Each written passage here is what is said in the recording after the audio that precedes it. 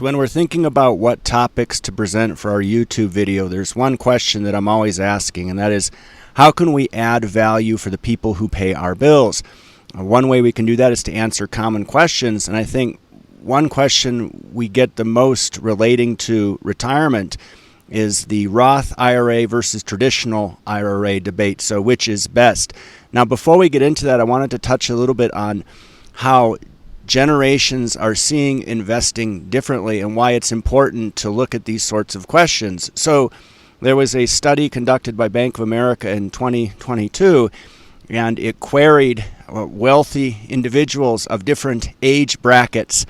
And it's interesting to see how the younger set seems to think that cryptocurrency and digital assets are the investment opportunities that offer the greatest potential for growth. But what they're missing out on there is the potential downside, which is rarely talked about with the pundits that are promoting various crypto assets. So there's a report by Chainalysis. We wrote about this company, and they put out a yearly report on crypto crime. So when you're investing in a theme where you need an entire company, billion-dollar company, to analyze all the crime that's happening, it's probably a very risky niche. Now, you see here how crypto scam revenue has reached an all-time high in 2023, and that's creating a lot of problems for those people who don't have a significant amount of time and resources, and even then they'll probably make mistakes, and there's just a lot of landmines there. And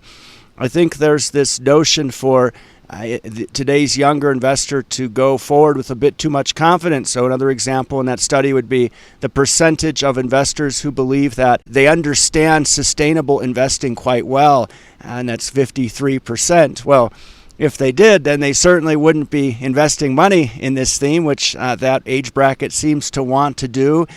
Here you can see the correlations across ESG ratings providers. They're very low. So the disparities between these correlations show that this isn't particularly useful. ESG is just what every provider thinks it ought to be. I like this statement here. Most say they don't mix philanthropic goals and investing goals. So those are the people, the 36% who aren't interested in ESG. And that's precisely why. It's not that they don't want to do good. It's the fact that you shouldn't mix these things together, and we don't. Now, this points to a major problem, which is that financial street smarts are not being taught to today's youth. So pundits really have no incentive to make people better investors. Everybody's going to tell you what to invest in, but few people are going to tell you what not to invest in.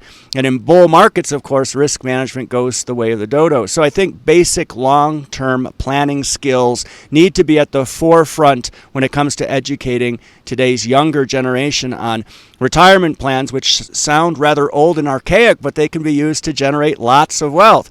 Now, the simplest plan would be 401ks. These are typically offered by employers, and periodic contributions from employees come directly out of their paychecks before tax, and they're often matched by the employer. Now, I didn't know this, but there's quite a discrepancy between the fees that small plans charge and the larger plans charge. So make sure to check your fees before you start throwing money into the 401k. It says here, average fees for small plans under 100 million AUM are between 1.5% and 2%. That's highway robbery. So larger plans, those could be better with potentially fees below 50 basis points. And what you'll find in these plans is that the selection of funds on offer is quite mediocre. That's because the provider, of course, wants to make money off that as well. But if your employer matches, I think that's probably a no-brainer. And then when you cease employment, just roll that money over into an IRA, which we're going to talk about next. Now, we're not going to be talking about rollover conversions today. We're just going to be covering Roth versus traditional. So when we look at the total amount of U.S. retirement market assets, you can see close to $40 trillion last quarter. And the highest percentage weighting there, of course, is IRAs. And when we break it down between traditional and Roths, we'll talk about what those are in a second, you can see that 31% are using traditional and 25% are using Roth. And of course, you can have multiple IRA types. There is a limit to the amount that you can contribute, however. So when we talk about IRAs, directed versus self-directed. So Funds in a non-self-directed account are usually overseen by a brokerage house that invests and manages those assets. Then you have a self-directed, which can be either a traditional IRA or a Roth IRA, and the owner gets to make the investment decisions. Now, that's a blessing and a curse. So I was looking around at all the pundits talking about the benefits of a self-directed IRA, and they all seem to point to the key advantage being that you could invest in assets that are well beyond the traditional stocks, bonds, and funds. That's not really a key advantage. So you start getting into alternatives, and there's a lot of risks there. You could even invest in crypto via IRAs, which is not a good idea. The key advantage of a self-directed IRA is that you're not paying excessive fees. So you can then go run a Bogle 3-fund portfolio strategy and do quite well for yourself. When you invest in alternatives, as you may be able to do with self-directed IRAs, you do it for diversification, not speculation. We have somewhere around 10% of our assets in alternatives across gold, wine, art, things like that, even some Bitcoin. Now, there are limits to IRAs, and I saw somebody make this comment on Reddit. I thought it was very astute. They said, anytime government sets a limit on something, it's usually a good idea to maximize this limit. There's a limit there for a reason. So for 2024, the limit contribution for an IRA is $7,000 or $8,000 if you're age 50 or older, and that roughly comes out to around $583 to $666 a month, and that can add up. So we did a recent video on the snowball effect. You really ought to watch that because it shows the power of compounding. Now, let's get down to talking about Roth versus traditional. You want to create an IRA, you want to choose a Roth IRA or a traditional IRA. Now, lots of questions we're getting are around the usefulness of these two vehicles for different asset types. For example, disruptive growth stocks versus dividend growth stocks. Now, before we get into that, we want to understand the most important bugs or features of these two. Now, before I start on that, I would ask your help to make people better investors. So if you can share this video with a younger person you care about, that would be much appreciated. If you know someone that's worried about not having enough money when they retire, there's a video I'm going to put up at the end that you ought to share with them. It's about the 4% rule. It's quite good. And please subscribe to our newsletter. There's a link in the comments section, and share that with your friends and family. We use that mechanism also to help educate people on how to become better investors. So Fidelity does this nice breakdown between Roth IRAs and traditional IRAs. The key points here: contributions made with after-tax dollars for Roth. So you've already paid taxes, you have the money, you put it in a Roth. Traditional, that comes out before you pay taxes. Now, this withdrawals point is pretty key here. So you can have tax-free and penalty-free withdrawals from your Roth. The contributions at any time for any reason. Now, that's a double-edged sword. You're going to have to be disciplined and not just withdraw it because you want a new car. You should never be buying a new car. You should be buying a used Toyota. But it allows you flexibility, and also you don't have to withdraw a minimum amount when you retire, and you could also withdraw larger amounts and you don't get taxed for it because you've already been taxed once. And of course, there's a big debate around which is more effective.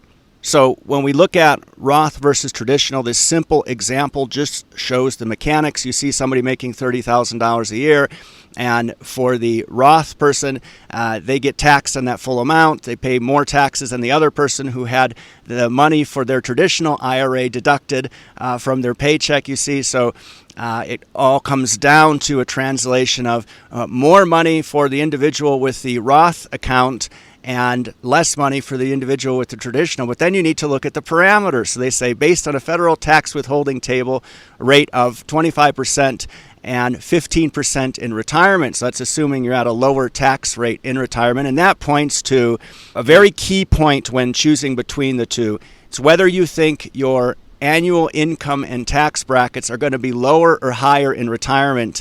That's a key factor in determining which IRA to choose. That's according to Investopedia. Now, you can make it very complicated in a hurry. You can see here someone's done an analysis, sort of a Monte Carlo analysis on the probability of certain things happening, the tax rate when account is liquidated, and all these bits. And it can become very complicated, but we always try to keep things simple. And I found this study by T. Rowe Price that's quite good. It says Roth IRAs more effective and popular than you thought. So, and this was in 2013, so it's a little bit dated, but said millennials are choosing Roth IRAs over traditional IRAs by a wide margin. They talk about all this money being poured in, and they say, why are millennials shunning the tax deductions that they would have received with traditional IRAs?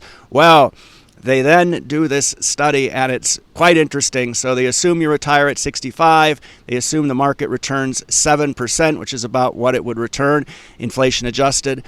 They reinvest tax deductions for the traditional IRA, and they use a 25% tax bracket across the board. You see the line there in the table that says stays the same? That's assuming 25% tax bracket for your entire life. And then you can move up and down the table based on increased taxes in the future and decrease. So the idea would be you'd want to be taxed in the future, traditional IRA, if your tax rate goes down. And they show here that even if that happens, and it would seem rather unlikely that tax rates would go down over time, but should that happen, you see that at least for younger people, it seems always best for them to choose the Roth over the traditional. And according to the individual that did this work, he says that the benefits of tomorrow's tax-free retirement withdrawals for a Roth far outweigh the benefits of today's tax deduction. This point here about Roths providing more flexibility for early retirement is very important. So you don't have to wait to a particular age. And I think today people are wanting to change the definition of retirement and not do the same thing their entire lives. They might want to do something different, a career change, or do something that they love. And they may take a cut for that, or they may want to start withdrawing from some of their savings. So these also allow you to withdraw large sums with no added penalty, as I mentioned before. So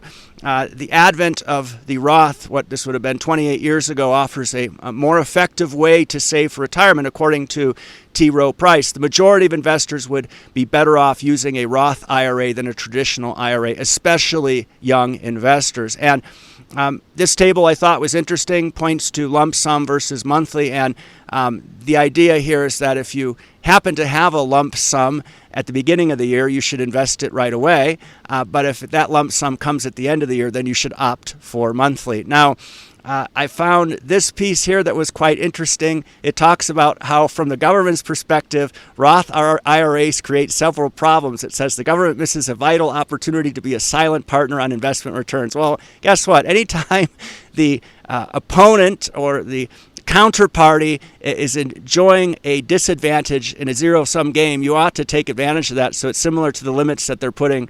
The government sees Roth IRAs as a potential problem. That points to perhaps them being more beneficial for those that choose them. And then the University of Arizona, they put out this piece on a new approach to retirement savings.